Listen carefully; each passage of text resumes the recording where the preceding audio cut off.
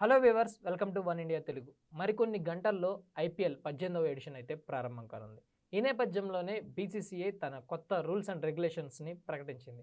ఈసారి బీసీసీఐ ఎలాంటి రూల్స్ తీసుకొచ్చింది, ఈ రూల్స్ పట్ల అసలు ప్లేయర్స్ ఏమనుకుంటున్నారు ఒకసారి చూద్దాం.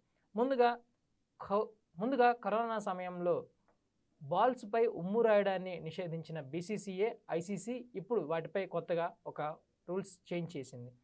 ఐసీసీఐ దీని పట్ల ఎలాంటి డెసిషన్ తీసుకోనప్పటికీ బీసీసీఐ మాత్రం బౌలర్లు ఉమ్ము రాయొచ్చు అనే నిబంధనని మళ్ళీ సడలింపు చేసింది. గతంలో కరోనా సమయంలో ఒకరి నుంచి ఒకరికి ఉమ్ము ద్వారా కరోనా వ్యాపించే అవకాశం ఉన్న నేపథ్యంలో ఉమ్ము రాయడం పట్ల నిషేధం అయితే విధించారు. అయితే ఇప్పుడు ఆ నిషేధాన్ని ఐపీఎల్లో ఎత్తివేయడం అయితే జరిగింది. సో ఇక బౌలర్లు బాల్పై గ్రిప్ కోసం ఉమ్ము రాసుకోవడాన్ని యాక్సెప్ట్ చేస్తూ బీసీసీఐ ఈ నిబంధన తీసుకొచ్చింది. ఇక లెవెల్ 2లో కూడా ఇలాంటి నేరానికే పాల్పడితే డీమెరిట్ పాయింట్లని యాడ్ చేయబోతుంది. ఇక్కడ నుంచి డీమెరిట్ పాయింట్లు కూడా అందుబాటులోకి రానున్నాయి. సో ఎవరైనా కెప్టెన్ రూల్ తప్పి రెండోసారి కూడా స్లో ఓవర్ రేటుకి పాల్పడినట్లయితే డీమెరిట్ పాయింట్ల కింద మ్యాచ్ ఫీజులో పూర్తిగా 100% కోత విధించే అవకాశం ఉంది. మ్యాచ్ నుంచి పూర్తిగా అయితే అతన్ని సస్పెండ్ చేయరు. ఇక మూడో విషయం ఇంపాక్ట్ ప్లేయర్స్. ఈ ఇంపాక్ట్ ప్లేయర్ల విధానాన్ని 2027 వరకు కొనసాగిస్తామని ఐపీఎల్ అయితే స్పష్టం చేయడం జరిగింది. ఈ ఇంపాక్ట్ ప్లేయర్స్ వల్ల ఎవరైనా సబ్స్టిట్యూట్ వెళ్లాల్సి వస్తే ఆ సబ్స్టిట్యూట్గా వచ్చిన వ్యక్తి పట్ల అవతల ఇంకో టీంకి పూర్తిగా అవగాహన లేకపోవడంతో మ్యాచ్లు ఊహించిన విధంగా టర్న్ అవుతున్నాయి. సో ఏ వ్యక్తిని తక్కువ అంచనా వేయలేం. బ్యాట్ పరంగానో, బాల్ పరంగానో, ఫీల్డింగ్ పరంగానో ఒక్కొక్కరు ఒక్కొక్క దాంట్లో పూర్తిగా నిష్ణాతులు అవుతున్నారు. సో మ్యాచ్ని టర్న్ తిప్పే క్రమంలో ఎక్కడ ఎప్పుడు ఎవరిని ఇంపాక్ట్ ప్లేయర్గా తీసుకువస్తారనేది ప్రత్యర్థి జట్టుకి ఊహకు అందని పరిణామం. సో దీని ద్వారా ఐపీఎల్ అనేది పూర్తిగా క్షణక్షణం బాల్ టు బాల్ ఉత్కంఠభరితంగా సాగుతుంది. సో ఇంపాక్ట్ ప్లేయర్ విషయాన్ని కూడా 2027 వరకు కొనసాగిస్తూ ఈ నిబంధన అయితే తీసుకొచ్చింది.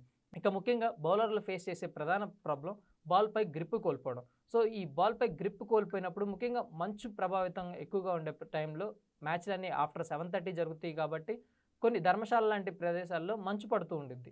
సో అలా మంచు పడినప్పుడు బాల్ చేతుల నుంచి గ్రిప్ జారిపోయి బాల్ జారిపోతుంది. అనుకున్న విధంగా స్పిన్నర్లు కానీ, సీమర్లు కానీ బాల్ని టర్న్ చేయలేరు. సో ఇక నుంచి 11వ ఓవర్లో బాల్ని ఎంచుకోవడానికి ఆప్షన్ అయితే ఇచ్చింది. ఒక ఇన్నింగ్స్లో ఒక్క బాల్ని మాత్రమే ప్రస్తుతం తీసుకోవడానికి అవకాశం ఉంది. సో ఇక నుంచి ఒక ఇన్నింగ్స్లో రెండో బాల్ని కూడా 11వ ఓవర్ దాటిన తర్వాత తీసుకోవడానికి, అది ఎంపైర్ అనుమతితో తీసుకోవడానికి అవకాశం అయితే కల్పించింది.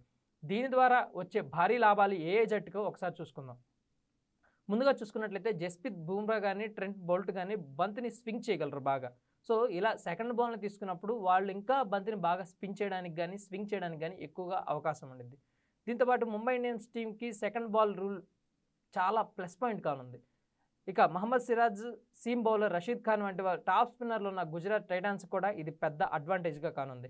సో పంజాబ్ కింగ్స్ విషయానికి వచ్చేసరికి హర్షదీప్ సింగ్, రబాడాక్ కూడా ఎలాంటి కండిషన్స్లోనైనా ఈ బాల్ని ఇప్పుడు బాగా టర్న్ చేయగలరు. దాని తర్వాత జడేజా, అశ్విన్, నూర్ అహ్మద్ రూపంలో Chennai super Kings bowling department చాలా స్ట్రాంగ్గా ఉంది. సో వీళ్ళకు కూడా సెకండ్ బాల్ ఒక వజ్రాయుధం లాగే చెప్పుకోవచ్చు.